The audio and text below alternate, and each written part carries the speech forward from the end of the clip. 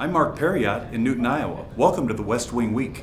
Welcome to the West Wing Week, your guide to everything that's happening at 1600 Pennsylvania Avenue. This week, the President announced a major new initiative on food security, hosted the G8 and NATO summits, gave the commencement address at Joplin High School and at the U.S. Air Force Academy in Colorado Springs, and traveled to Iowa to urge Congress to act on the to-do list that's May 18th to May 24th, or We Are Not Meant to Walk This Road Alone. On Friday, in anticipation of the start of the G8 summit, the President announced a major initiative to address hunger in Africa at the Symposium on Global Agriculture and Food Security. When tens of thousands of children die from the agony of starvation, as in Somalia, that sends us a message we've still got a lot of work to do. It's unacceptable. It's an outrage. It's an affront to who we are.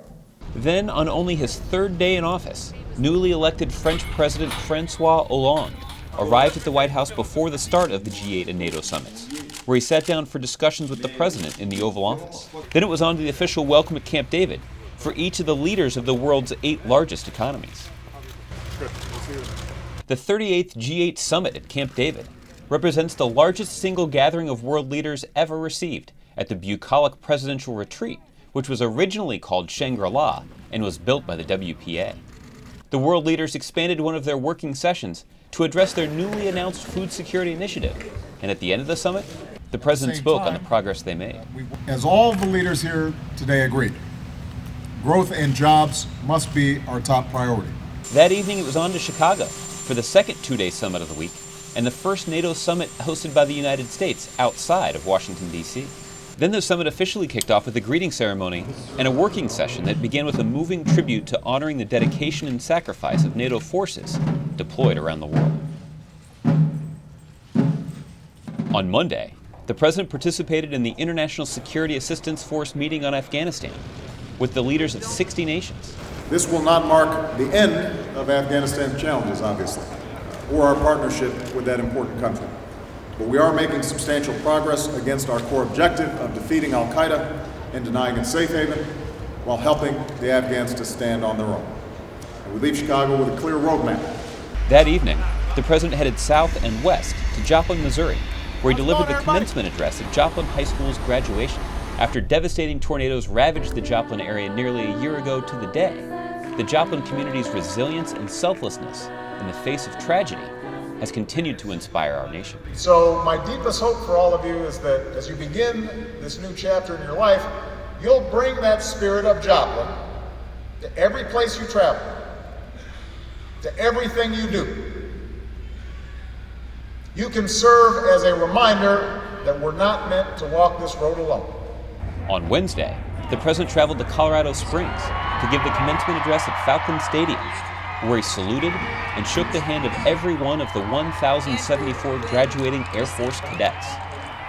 We know that the sovereignty of nations cannot strangle the liberty of individuals, and so we stand with the student in the street who demands a life of dignity and opportunity. We stand with women everywhere who deserve the same rights as men.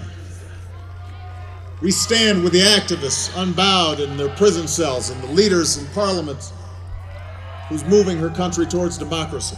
Jeremiah, Luke, Jacob. We stand with the dissident who seeks the freedom to say what he pleases. Caitlin. The entrepreneur who wants to start a business without paying a bribe. And all those who strive for justice and dignity.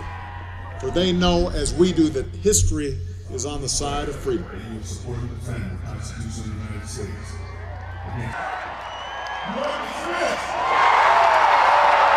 On Thursday, the President traveled to TPI Composites, a wind energy manufacturer in Newton, Iowa, to highlight the need to invest in clean energy. His to-do list for Congress includes extending the production tax credit and an advanced energy manufacturing tax credit, both of which would support American-made clean energy manufacturing outfits like TPI.